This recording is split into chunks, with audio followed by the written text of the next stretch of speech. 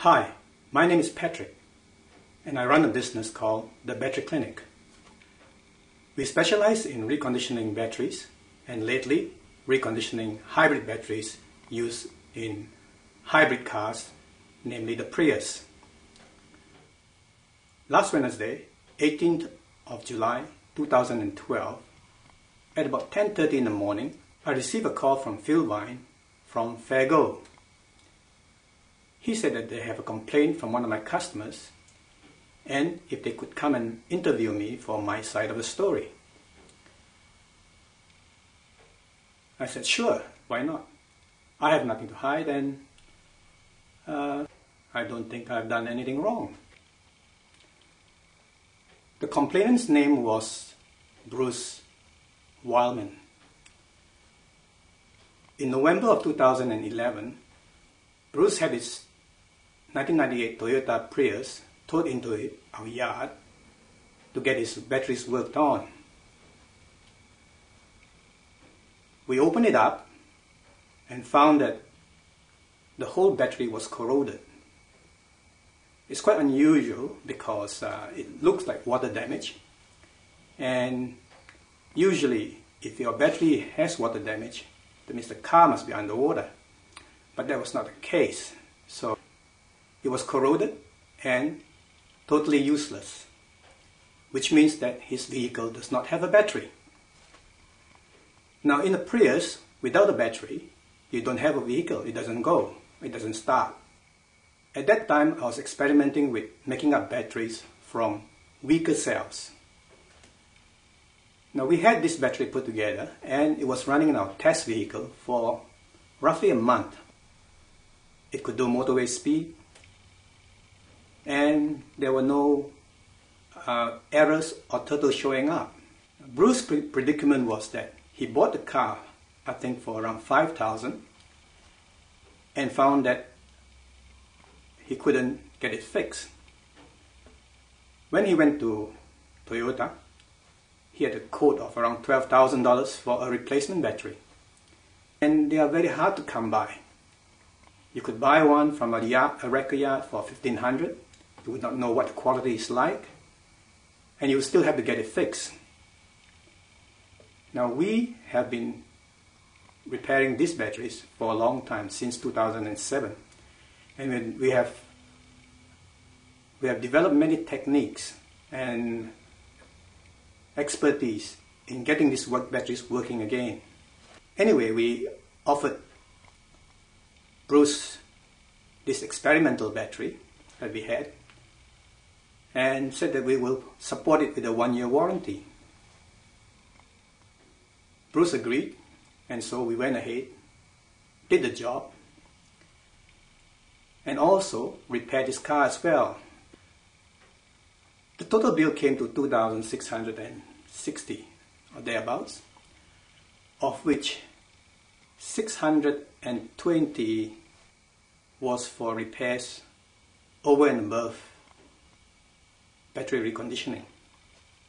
Within a month, I think his battery failed, and we fixed that battery about 3 times. Each time after fixing it, we would run it for a week ourselves, and in the last instance, we ran it for 2 weeks. But yet, when he got it, it would fail again. Even our loan car that we normally loan to people sometimes failed with him as well. In May of this year, he wrote to us and wanted his money back.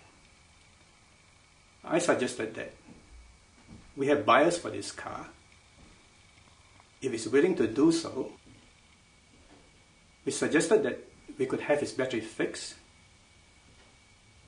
sell the car to this buyer for $5,000. He wanted $6,000. He also asked me if I was interested in some cells from China that he was trying to import in to fix batteries, and if I was not interested, someone else was. I told him that I was not interested in those cells and left it as that. Around about June, he gave me an ultimatum to get his money back, to give him his money back, and all will be well. Well, at that point now, he is a competitor.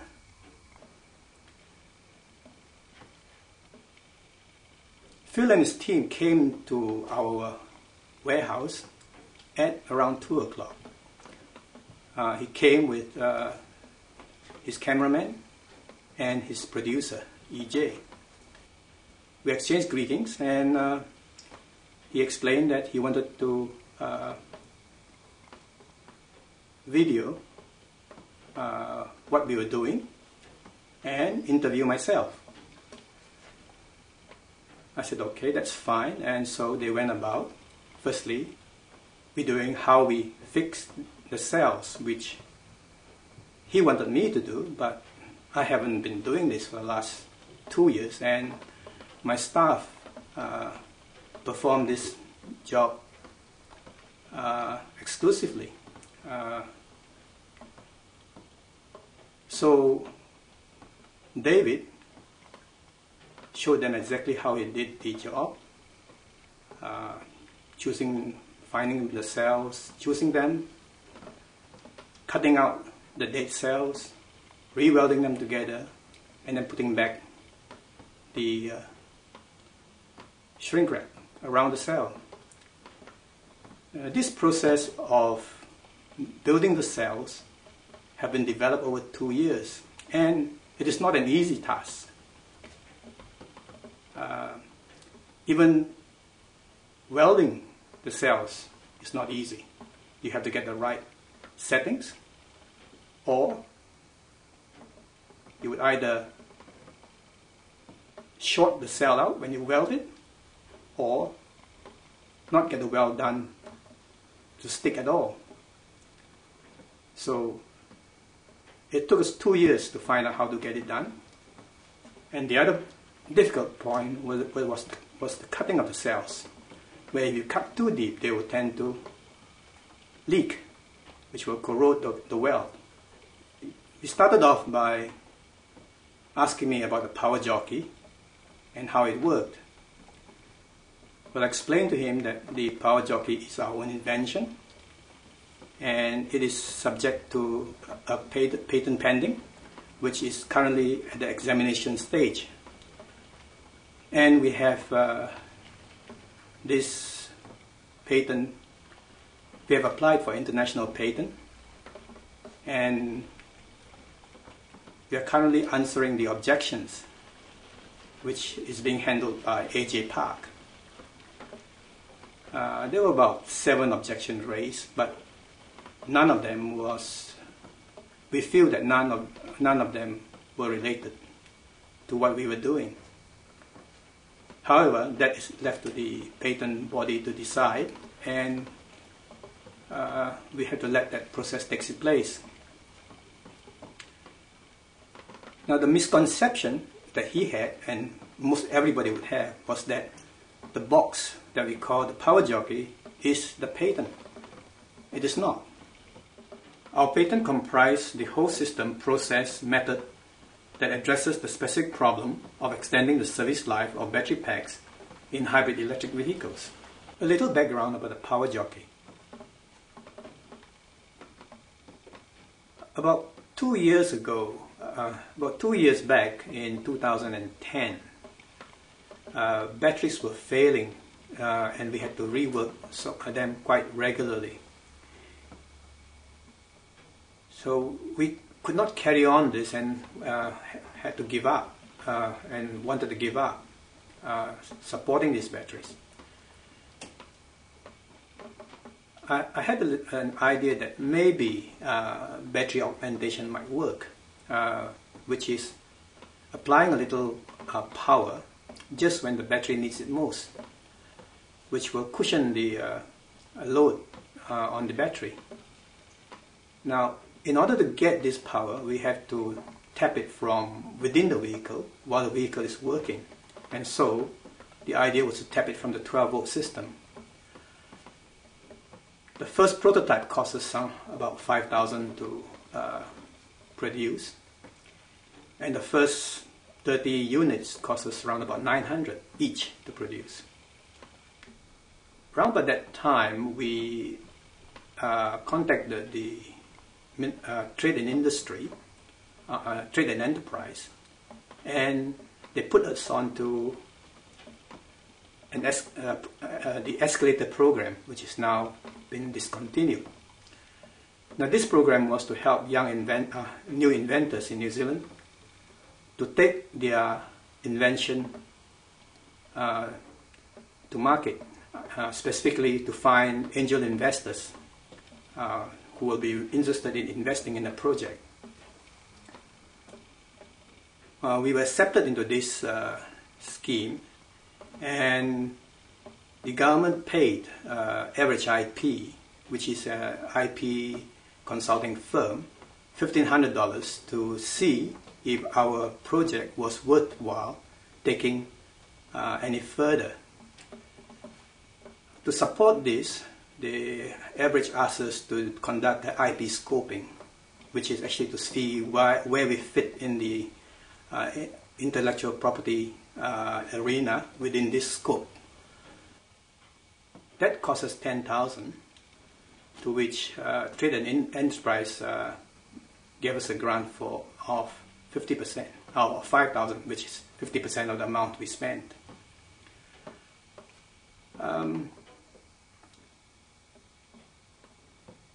Now, we went through the whole of the escalator process. That means we passed every stage. We went to the stage where they determined whether the invention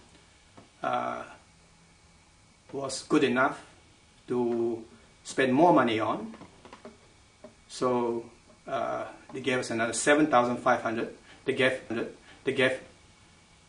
Average IP $7,500 to conduct the next stage of the review. That review process was successful, and it was forwarded to the final process to see if we could get the final tranche of money, which was $15,000, to complete the whole package of presentation to angel investors. We continue with our own development, and to date we have gone through 4 changes in model design, and the current 4th generation is a pure DC to DC converter, which is capable of putting 1,200 watts into the battery. We argued about the power jockey. He said that a professor at the University of Auckland has said that there's no merits in it. But this is not new to me, because we have gone through all this before. When we first introduced the invention, why nobody has ever done it was because there was never any need to do that. The batteries in the hybrid cars were never meant to be repaired.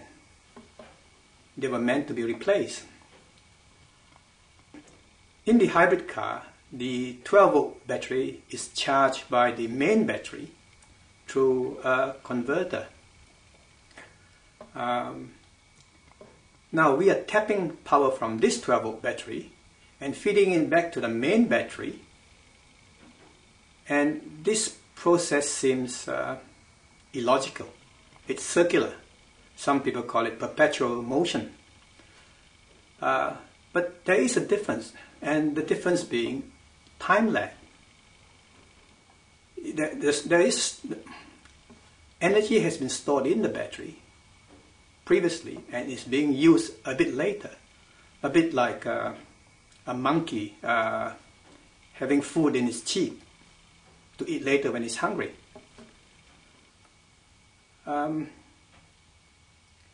So scientists and technical experts, they won't entertain such an idea.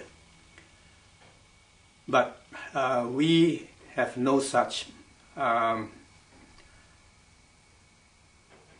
notions, or maybe we are stupid enough not to heed such sensible ideas and went ahead to see if it works. And to our surprise, it did. We sat down for the interview where two cameras were pointed, one in each face. And he went through, firstly asking me about how safe it is to work on the battery. Well, obviously there's high voltage, but if you're careful, you wear the protecting right gear, you'll be safe enough to work. And we've been doing it for 5 years and we have not had any shocks. He showed me a stick which was broken, and he said that we held it together with sellotape. Now I disagree with that, because you can't hold steel together with sellotape. The sellotape was put there to prevent sharp edges from cutting the shrink wrap, which we reused at that time. Now, when you put these sticks in the battery pack, they are held together by 2 screws which exert a pulling force, not a compressing force, but a pulling force, which means that you actually need to weld them or they will never hold together. Basically, they were done over a year ago, and it corroded through. It leaked at the weld and corroded the weld, and it broke. Therefore, the battery, the whole battery would fail.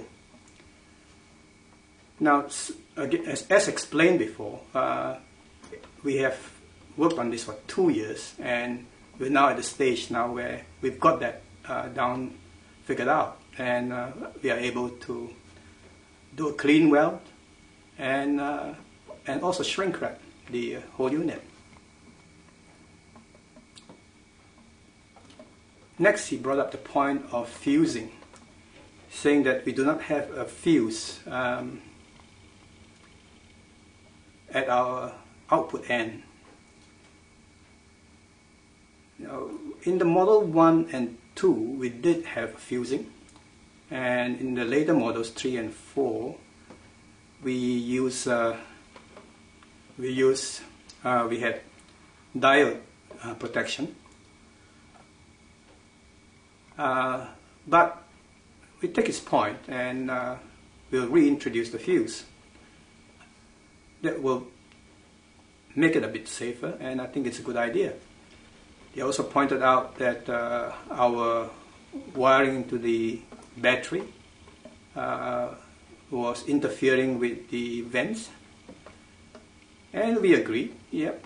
So we have now redesigned well away from the vents. He said that Toyota told him that the battery pack was designed so that when the cells fail, the engine would disconnect from the electric motor and the car would come to a standstill. To which I replied that nothing has changed. All we have done is to raise the threshold above the failure, the threshold where it would fail. As this repaired battery ages, the threshold will get lower, and when it reaches that,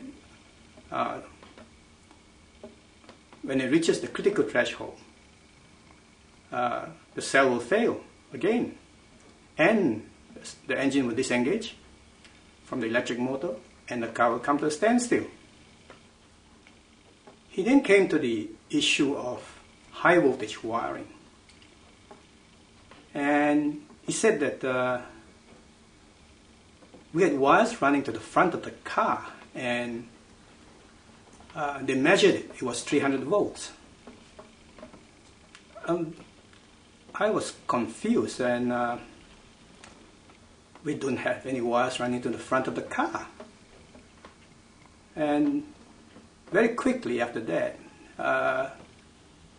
he says that, no, Bruce's kids were sitting at the back of the car, and they were only inches away from this this high voltage.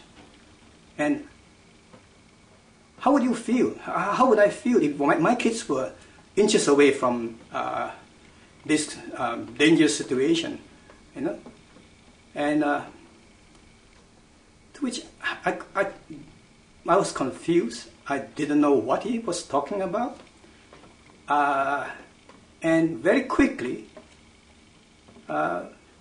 he asked a question that hasn't got an answer. How do you answer a question like that? It is a leading question. So I was lost for words, and he kept repeating it, and as he repeated it, he leaned forward closer and closer. It was intimidating. And then he popped and asked me, are you going to give him a refund? I said, sure, why not? That's not an issue. Yeah.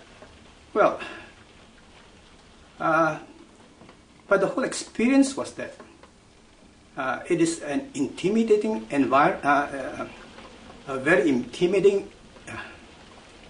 It was a very intimidating process. It made you feel guilty. It made you feel bad when you actually have done nothing wrong. All I did was to help this guy. Okay. With that, I didn't have anything more to say, and we ended the interview there. At the end of the interview, I asked him, what's all about, you know? And he said that they wanted to get a response from me, and that was his way of getting a response. And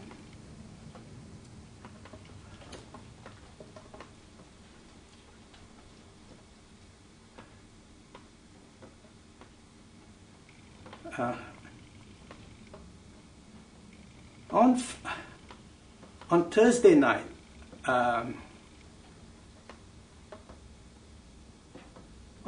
night, I realized, I figured out that the wire he was talking about was the output wires from were the output wires from the power jockey, which we connected in parallel to the relay of the battery pack, which was sitting inches away from the back seat, or behind the cushion and a steel plate. That if his expert had issues with that, then they should inform Toyota as well, because the amount of current flowing through the relay, through the connectors, was 100 amps at 320 volts, which was much higher than what the power jockey put in wires output, which at 300 volts and 3 amps. After that, since I promised, as I promised Phil that I would refund Bruce's money, I did it the next day. Now, Bruce have now got that battery fixed by someone else for $2,000, and he's using that in his car. Now, so, what has happened here is that Bruce has got my battery, which he claims is no good, because it was an experimental battery, which he has now fixed and is now using, and on top of that I paid for his repairs.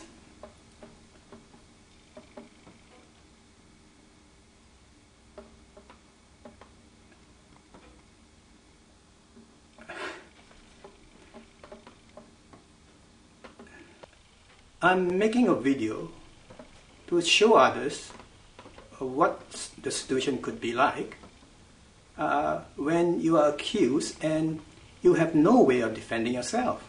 In fact, I never knew what kind of questions they were going to ask me. I was not prepared for the intimidating manner in which he came forward to elicit a response when you didn't even have a time to think about what was said before, except all his questions was leading to the point in trying to say that your product is bad, your workmanship is shoddy, and you're dangerous. And it threw my thinking out completely.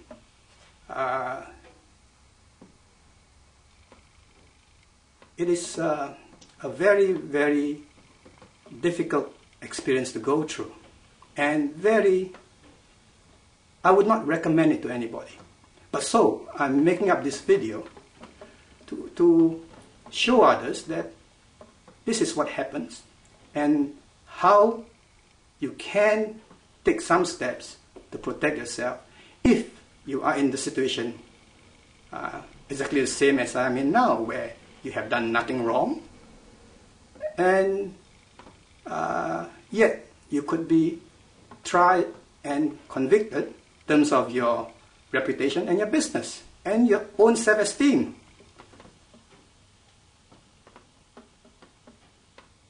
Now, the whole process of what has happened was that the complainant has gone to Fairgo to tell his side of the story, which is a bit colored, as you can expect, and as anybody can expect, would expect, to his side, to his view.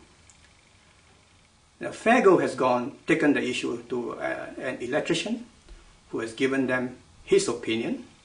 Now, here we don't know what they looked at, whether they actually looked at our work or whether they looked at our tempered work that was our work, because this guy is now a competitor.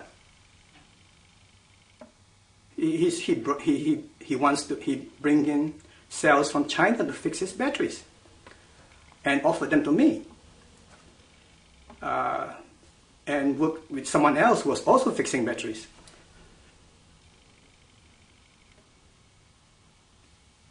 Now, over the 5 years, we have done over 300 of these cars and possibly over 200 power jockeys. And there hasn't been any incident. What have we done wrong? We are inventors. We are inventing a product. We are very careful as to how safe it is. We mount it carefully, and we keep improving the design. We keep getting better at what we are doing. The Toyota Hybrid is a fantastic car. Now, it has twice the economy, half the maintenance, and it's more comfortable and safer, and especially for a car the same as its age of maybe 13 or 14 years.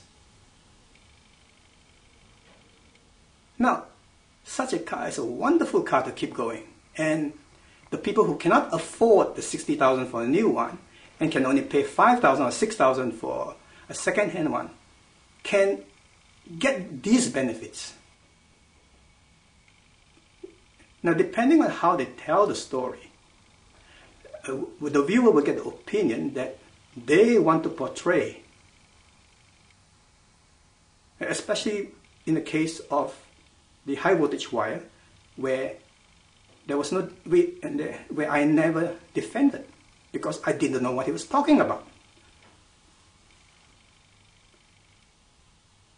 So this video is done to help those who are in a similar situation, so that they can at least know what to expect if Fairgo come calling and they have to answer. And I hope it helps. I understand that Brian Edwards has a piece in April about Fairgo and their methods, and he wonders whether they should carry on as such. Now, I have no opinion on that, and this is entertainment for them, and by all means, but where you can destroy reputation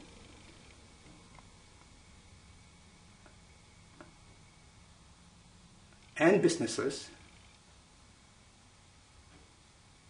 I think a very high degree of care must be taken.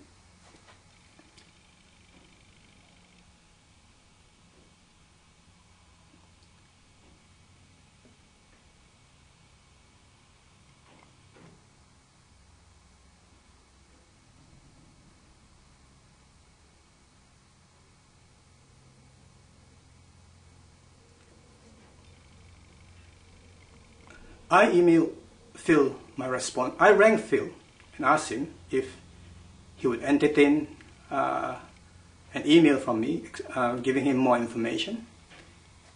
And he said he would. I prepared the email, sent it to him, to which he replied and said that yes, they would be vigorous in presenting a fair and balanced program, which I hope they would. In these days of the social media and YouTube and Facebook, we are not powerless.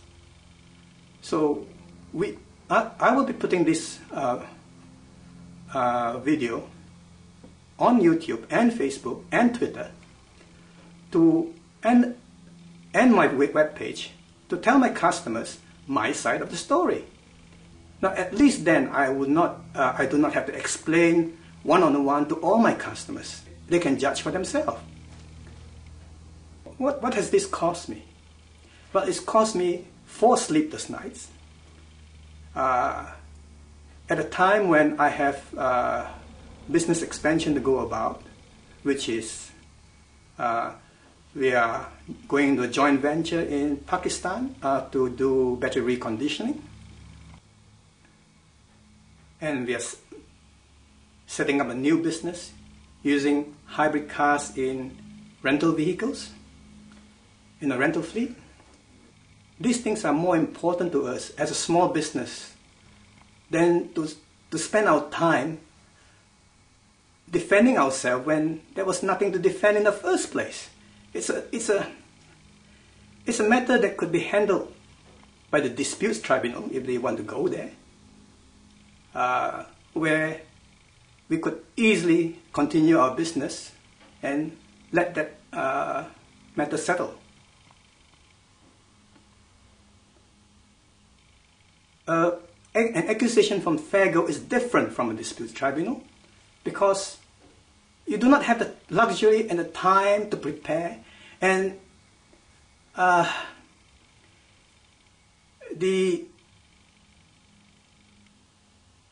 Fairgo is the judge, jury, and executioner.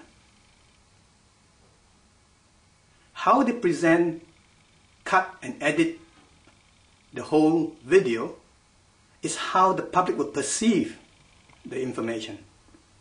And in general, when you appear on Fairgo, you're deemed to be guilty anyway, because possibly 90% of the people are guilty. But